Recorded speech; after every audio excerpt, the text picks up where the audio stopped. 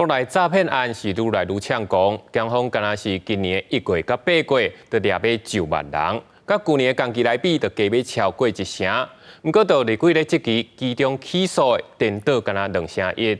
各位立委是建议应该提供受害者假利的新挂贷款，法务部是表示会搁再讨论。诈欺赃款，你还把赃款拿来使用？接单赶要送餐，半路去互炸落来。一个姓陈的外送员去互诈骗集团耍大耳，伊的口座去互歹徒摕去洗钱，伊去一个转甲口座内底压榨钱全部领出来开了，颠倒互伊变作是共犯。这类诈骗的案件，为今年1月到8月，检方抓到11000多人，比去年同期加10%。不过立委即期讲，有起诉的比率敢若有2成1。诈欺罪案件终结这个起诉比例只达到21.9%。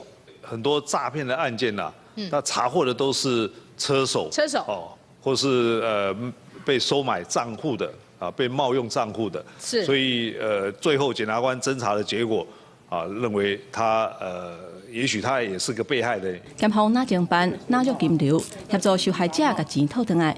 今年甲去年来比，查扣不法所得增加超过44%，有甲钱还予受害者的嘛成长123%。不过，这个恐惊敢若是见皮尔。陆立委提议讲，希望政府提供价低的生活贷款，予诈骗的受害者。现金被诈骗完了之后，造成他们生活困难，是不是有一个对于这些被害人特别的生活费的贷款？你要像这边他的建议是，花100万低利贷款啦。受害者权益保障法服务的对象并无包括诈骗的受害者，就算有财务损失，嘛无伫保护的范围内。面对立委建议提供贷款，法务部答应讲会个建议。记者综合报道。